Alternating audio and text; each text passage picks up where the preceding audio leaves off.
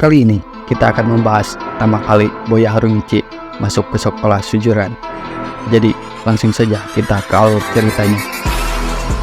Di dalam sebuah kereta yang tengah melaju, terlihat Yasuda yang sedang berurusan dengan Akutsu dan kelompoknya. Untuk menyelamatkan diri, Yasuda berlari ke gerbong lain untuk menutup pintunya. Kemudian muncul Boya Harumichi untuk pertama kalinya. Dia mengambil dompet Yasuda yang terjatuh, dan Yasuda meminta Boya untuk membantunya. Boya akhirnya memutuskan membantu Yasuda dan menyuruh Yasuda untuk membuka pintunya. Boya berkata ke Akutsu dan kelompoknya untuk berhenti melakukan hal itu kepada Yasuda. Boya juga mengancam sesuatu yang buruk akan terjadi jika mereka menyentuh Yasuda sedikit saja.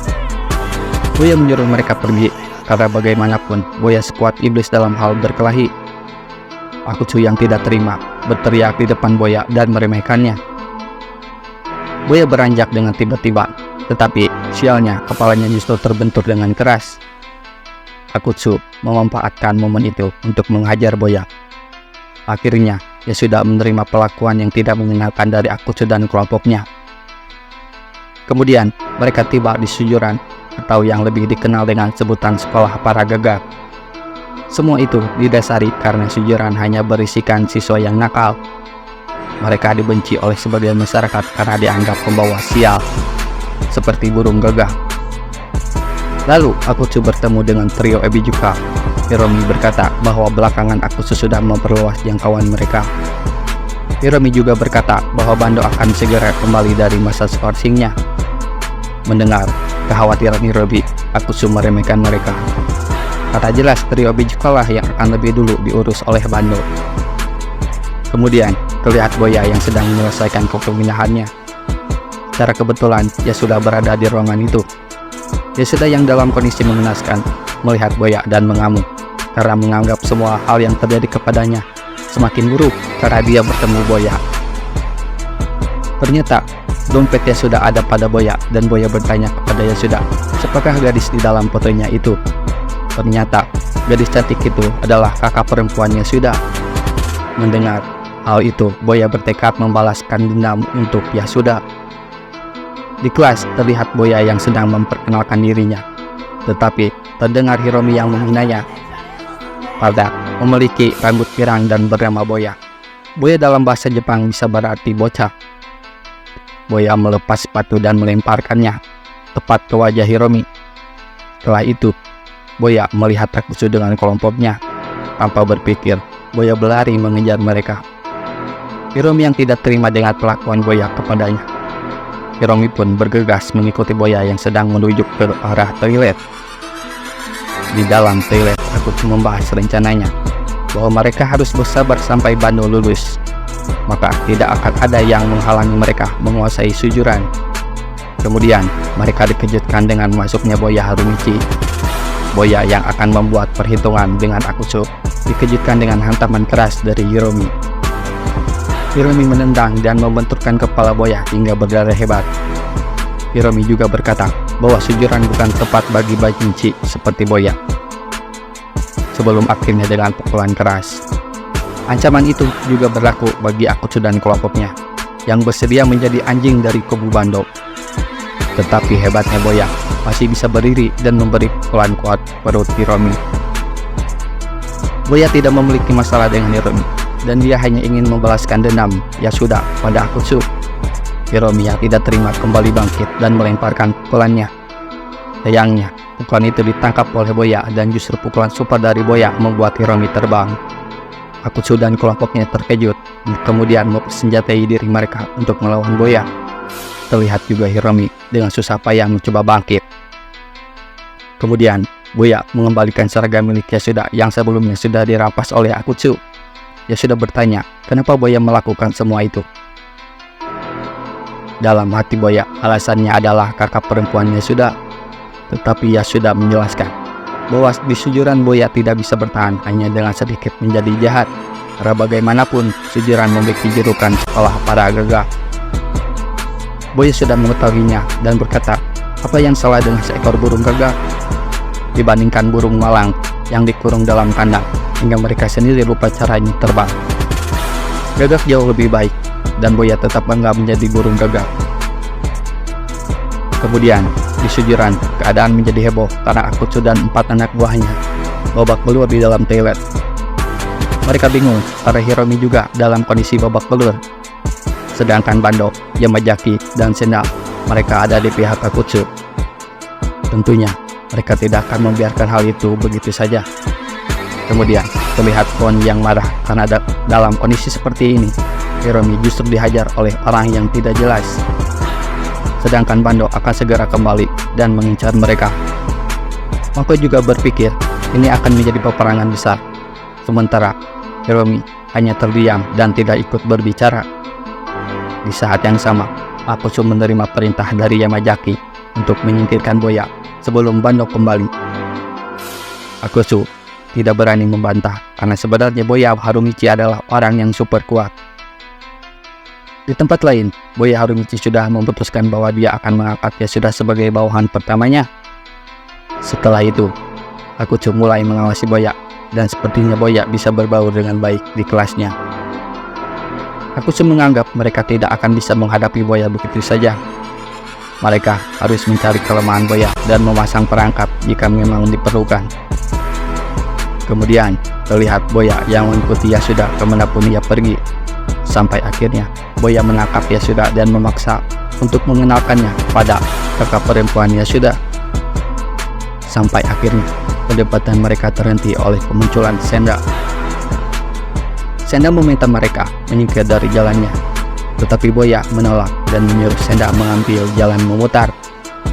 Senda yang tidak mengenal Boya menganggap Boya bermulut besar, dan apakah Boya tidak tahu dengan siapa dia sedang berhadapan. Boya yang tidak terima dihentikan oleh Yasuda. Yasuda meminta maaf dan berkata bahwa Boya adalah murid baru di Sujuran. Akhirnya, keributan dihentikan oleh seorang guru. Boya yang masih kesal segera ditenangkan oleh Yasuda. Yasuda menjelaskan bahwa orang itu adalah Senda yang merupakan tangan kanan dari Hideto Bando. Sujuran bagaikan perlombaan di mana banyak orang-orang berbahaya yang saling berperang. Di antara banyaknya kelompok, Bandolah yang paling kuat karena membawahi Akutsu dan 120 orang lainnya. Saat Bando kembali, maka bisa dipastikan akan segera hujan darah. Ada juga Hiromi bersama trio ABJK yang selalu melawan Bando. Keributan mereka benar-benar luar biasa. Para guru pun bahkan tidak mampu menghentikan mereka.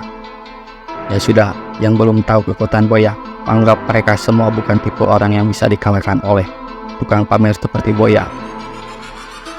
Sementara Akutsu dan kelompoknya masih belum menemukan cara untuk melawan Boya. Kemudian mereka melihat trio ABJK, di mana terlihat Hiromi yang sedang kesal, meminta Pon dan Mako meninggalkannya seorang diri. Lalu Pon baru saja menemukan ide dan mengajak Mako untuk menentukan secara adil. Mereka melempar koin dan Mako memenangkannya. Rencana mereka diketahui oleh Akutsu dan kelompoknya. Setelah itu, terlihat Boya yang menunggu Yasuda karena dia selalu berhasil kabur dari Boya.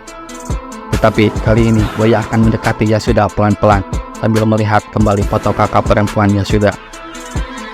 Boya tidak sabar ingin bertemu dengannya, sebelum akhirnya dia dikejutkan oleh Makoto Sugihara. Di momen inilah Yasuda kabur menghindari Boya. Cuaca memburuk dan hujan turun membasahi tanah. Kini, Boya berhadapan dengan Pon dan Mako, sementara Akutsu mengintip bersama anak buahnya. Mako ingin membalaskan dendam Hiromi, dan bagi Boya sudah tidak ada lagi cara untuk menyembunyikan kekuatannya. Di tempat lain, Hiromi sedang mencari Pon dan Mako, kemudian tahu bahwa mereka sedang bersama pria berambut pirang. Hiromi yang cerdas langsung menyadari bahwa sesuatu yang buruk sedang terjadi. Hiromi berlari mencari mereka, sementara Boya sudah menghadapi serangan pembuka dari Makoto. Boya bisa merasakan kekuatan Mako, dan Akutsu yang mengintip juga berkata bahwa Mako termasuk 5 orang terkuat di Sujuran. Boya yang kehilangan foto gadis impiannya berlari untuk mengambil foto itu, tetapi tendangan Mako lebih dulu mendarat di wajahnya. Boya menerima serangan Mako bertubi-tubi, tapi dia masih saja sibuk dengan foto gadis itu. Melihat serangan Mako, Wan berpikir bagaimana mungkin Hiromi bisa kalah dari orang seperti Boya. Anak buah Akutsu yang mengintip berkata bahwa pertarungan sudah berakhir. Tetapi Akutsu membantah. Mereka berenam termasuk Hiromi babak belur dalam waktu singkat saat menghadapi Boya. Itu pun Boya belum menggunakan setengah dari kekuatannya. Bahkan Hiromi pun tidak bisa menyentuhnya. Bayangkan jika Boya serius, bahkan mengatakannya membuat Akutsu merinding. Di tengah pertarungan, Boya mengambil pasir, melemparkannya ke wajah Mako, hanya untuk mendapatkan waktu agar bisa mengambil foto yang sangat penting bagi Boya. Wan langsung terkejut, bagaimana mungkin Boya bisa berlari secepat itu. Setelah menerima serangan brutal dari Mako, kini Boya sudah mendapatkan foto kesayangannya, dan sekarang masalah baginya adalah Makoto. Boya berlari dan melompat, mendaratkan dengan kerasnya ke wajah Mako. Satu tendangan dari Boya membuat Mako terpental tidak berdaya. Hiromi yang baru tiba melihat Mako sudah dalam kondisi tidak bergerak. Boya berkata bahwa merekalah yang memaksa Boya untuk melakukannya. Sementara Wan masih tidak percaya bahwa Boya membuat Mako tumbang hanya dengan satu tendangan. Saat Boya akan pergi, Hiromi bertanya, "Makhluk apakah Boya sebenarnya?" Saat itu, Boya menjawab bahwa dia sama seperti mereka, seseorang yang mau benci belajar dan diusir dari satu tempat ke tempat lain, sebelum akhirnya dia berhenti di Sujuran. Perbedaannya adalah Boya tidak keluar dari jalan yang benar, dan dia juga bukan pemberontak. Akhirnya, Boya pergi meninggalkan mereka. Sementara Wan bersyukur karena bukan dia yang menang dalam undian lempar koin. Akutsu yang menyaksikan itu berkata bahwa Sujuran akan berubah karena seseorang yang sangat kuat telah muncul. Bagian berikutnya, kita akan menampilkan yang menarik. Geng Bando mulai menyerang trio Abi juga.